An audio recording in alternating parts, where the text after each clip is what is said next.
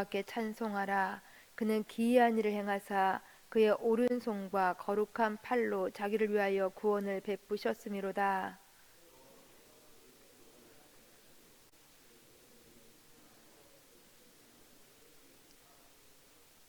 그가 이스라엘의 집에 베푸신 인자와 성실을 기억하셨으므로 땅 끝까지 이르는 모든 것이 우리 하나님의 구원을 보았도다.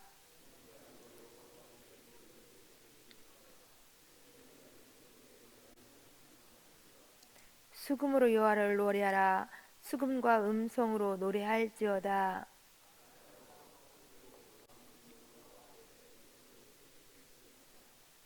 바다와 거기 충만한 것과 세계와 그 중에 거주하는 자는 다 외칠지어다.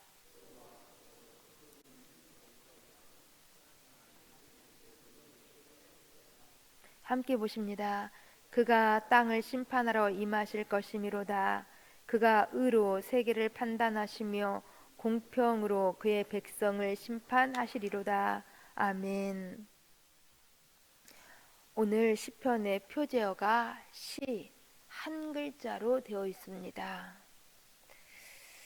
시, 이 표제어로는 이상하게 여겨집니다. 왜냐하면 시편의 내용이 산문이라면 몰라도 이미 시편의 내용이 시이기 때문에 표제어로 쓸 필요가 없게 여겨진다는 것입니다. 그런데 여기 시로 번역된 단어는 이러한 의미를 가지고 있습니다. 찬양한다, 연주한다라는 뜻입니다. 또한 손가락으로 튕긴다라는 뜻도 있습니다. 그러니까 이 시편은 수금이나 비파와 같은 악기로 손으로 튕기면서 불렀던 노래로 여겨집니다. 시편 95편부터 100편까지 이 6편이 세상을 통치하시는 하나님을 노래하는 시였습니다. 그중 오늘 시편도 과거에 하나님께서 베푸셨던 구원의 역사와 또한 장래에도 계속 세상을 다스리시는 하나님을 찬양하고 있는 것입니다. 이러한 시편이 오늘 이렇게 시작이 되고 있습니다. 새 노래로 여호와께 찬송하라. 새 노래로 여호와께 찬송하라.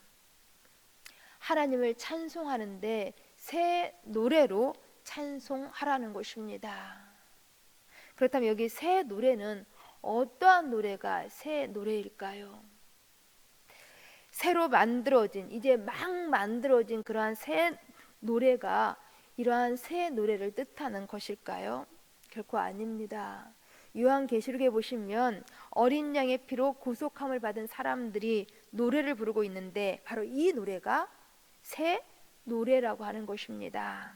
즉 새 노래는 구원받은 하나님의 백성들이 감격하며 기쁘게 올려드리는 찬양이 바로 새 노래라는 것입니다.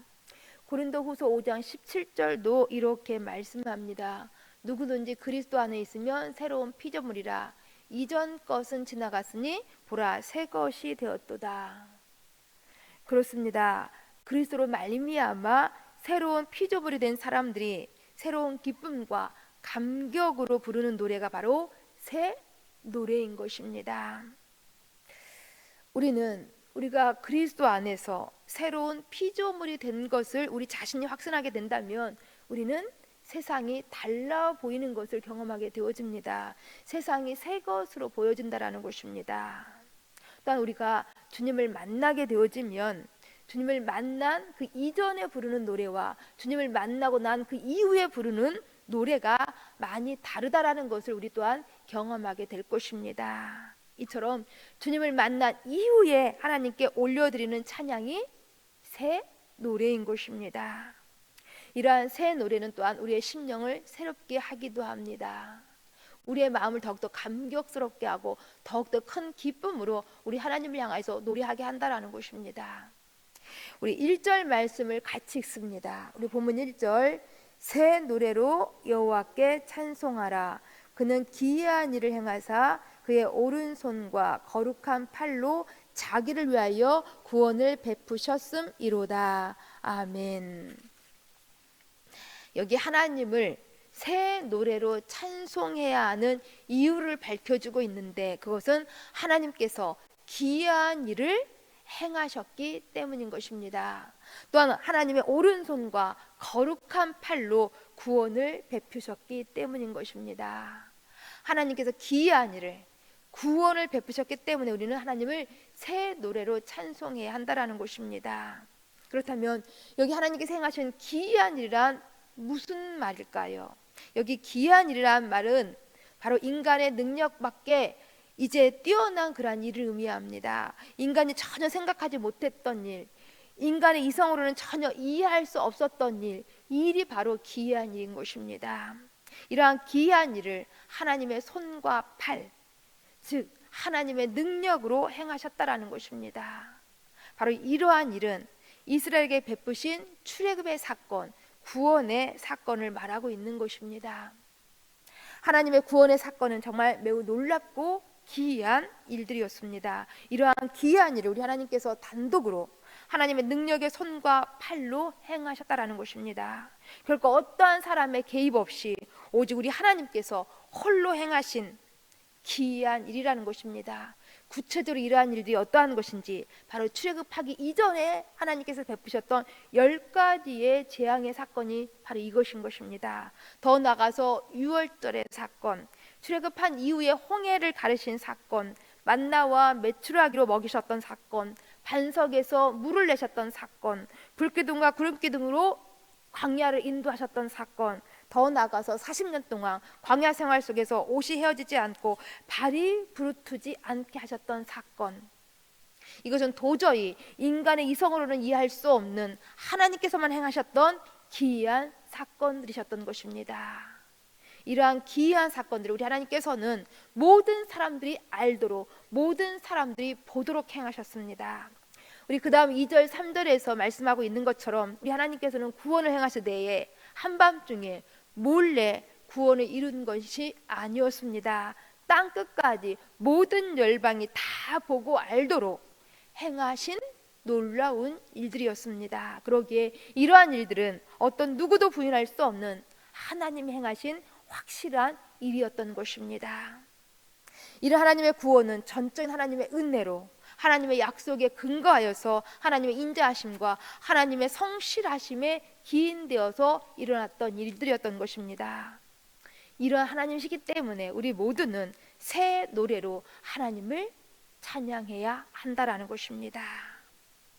날마다 이런 하나님을 인식하시면서 새 노래로 감격하여서 주님을 찬양하실 수 있기를 간절히 소망합니다. 그런데 이런 하나님을 향한 찬양은 이스라엘 백성들 여기에서만 국한되어서는 안 됨을 또한 말씀하고 있습니다. 우리 함께 4절, 5절, 6절 말씀도 같이 읽습니다. 4절, 5절, 6절. 온 땅이여 여호와께 즐거이 소리칠지어다. 소리내어 즐겁게 노래하며 찬송할지어다. 수금으로 여호와를 노래하라. 수금과 음성으로 노래할지어다. 나팔과 호각 소리로 왕이신 여호와 앞에 즐겁게 소리칠지어다. 아멘. 여기 본 시편의 시인은 모든 열방을 향하여서 온 땅의 만민이 총동원되어서 여호와를 향하여서 큰 소리로 기쁘게 외치라고 강권하고 있는 것입니다. 그러나 이러한 목소리만으로만 아니라 결코 이 목소리만으로는 부족하니 모든 악기들을 총동원하여서 하나님을 찬양하라고 외치고 있습니다. 수금으로, 나팔로, 호각 소리로 찬양하라는 것입니다.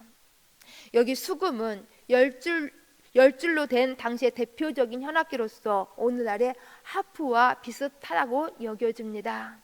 또한 호각은 순양의 뿔로 만들어진 관악기입니다. 더 나아가서 나팔은 금속으로, 은으로 만들어진 금관악기로 전쟁에서 승리한 후에 승리를 선포할 때에 사용되어졌던 그런 악기였습니다. 이처럼 현악기로, 관악기로, 금관악기로 모든 악기를 총동원하여서 하나님 이루신 그 기이한 사건, 구원의 역사를 선포하는 데 있어서 사용되어져야 한다라는 것입니다. 그만큼 우리 하나님께서는 크신 분으로 모든 것을 총동원하여서 찬양받기에 합당하신 우리 하나님이시라는 것입니다. 우리 함께 7절 8절 말씀도 같이 읽습니다. 7절 8절. 바다와 거기 충만한 것과 세계와 그 중에 거주하는 자는 다 외칠지어다. 여호와 앞에서 큰 물은 박수할지어다. 산악이 함께 즐겁게 노래할지어다. 아멘. 여기 보시면 이제 사람들뿐만 아니라 모든 자연 만물도 하나님을 찬양해야 한다고 말씀하고 있습니다. 곧 사람으로만, 악기로만 하나님을 찬양하는 것은 매우 역부족이라는 것입니다. 바다와 그 안에 존재하는 모든 것, 모든 산들까지라도 하나님을 찬양할 것을 강권하고 있습니다. 하나님이 지으신 모든 자연 만물이 다 소리 높여서 즐겁게 박수치면서 하나님을 노래해야 한다라는 것입니다. 아니, 시인은 지금 그렇게 모든 자연 만물이 다 하나님을 찬양하는 것으로 보여졌습니다. 이것은 하나님의 구원의 역사를 알고 새로운 피조물로 거듭난 사람들에게는 이처럼 온 세상이, 온 자연 만물이 하나님을 찬양하는 것으로 보여진다라는 것입니다. 보세요. 보통 일반 사람들은 멋지고 장엄한 아름다운 대자연 앞에서 그냥 단순하게 야 정말 멋있다, 야 정말 아름답다, 놀랍다 이렇게 감탄하는 표현으로만 그칩니다. 그러나 우리 그리스도인들은 그러한 장엄하고 놀라운 대자연 앞에서 정말 하나님 너무 아름답습니다 하면서 찬송가 79장이 자연스럽게 불려지게 되어집니다. 주 하나님 지으신 모든 세계 하면서 주님의 높고 그 위대하심을 내 영혼이 찬양하네 라고 저절로 고백되어진다라는 것입니다. 그렇습니다. 우리 하나님께서는 우리 인간의 찬양만 받으시기에는 너무나도 크신 분이신 것입니다. 인간의 찬양만으로는 너무나도 부족하다라는 것입니다. 우리 하나님께서는 모든 피조물을 통하여서 찬양 받으셔야 하는 그러한 매우 크신 분이시라는 것입니다. 우주와 세계, 바다와 육지에 거하는 모든 피조물로부터 찬양 받기에 합당하신 놀라우신 그러한 우리 하나님이신 것입니다. 이제 본 시편은 이제 구절을 통하여서 하나님께서 모든 자연의 피조물로부터 찬양 받으셔야 하는 이유를 또한 한마디로 이렇게 말씀하면서 막을 내리고 있습니다. 우리 함께 9절 말씀도 같이 읽습니다. 그가 땅을 심판하러 임하실 것이미로다. 그가 의로 세계를 판단하시며 공평으로 그의 백성을 심판하시리로다. 아멘. 하나님께서는 땅을 심판하시기 위하여서 강림하신다라는 것입니다.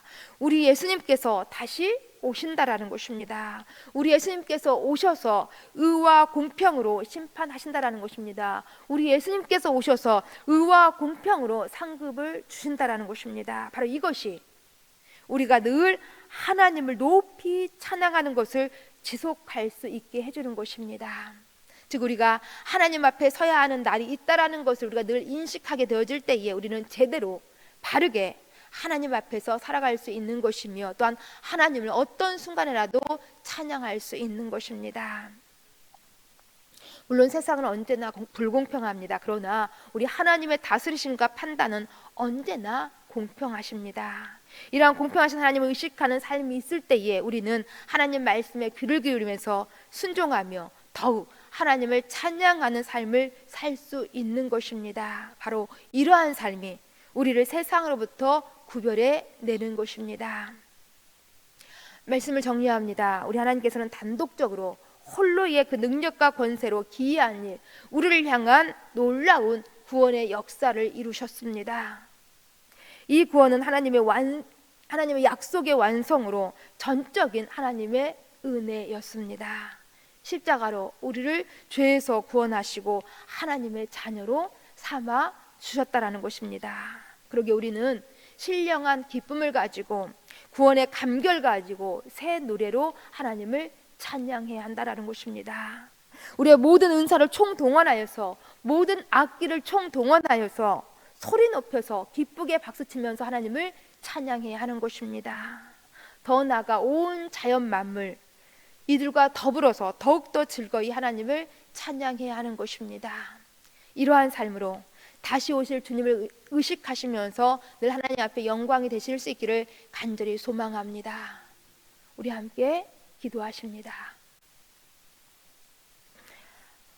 언제나 우리의 찬양을 받으시기에 합당하신 참 좋으신 아버지 하나님, 감사함을 드립니다. 하나님께서는 우리를 향하여서 귀한 일, 구원의 역사를 이루셨습니다. 그러기에 우리는 늘 새 노래로 하나님을 찬송할 수 있도록 도와주시옵소서. 정말 우리가 받은 구원의 감격과 신령한 기쁨을 가지고 즐거이 소리 높여서 하나님을 노래할 수 있도록 도와주시옵소서.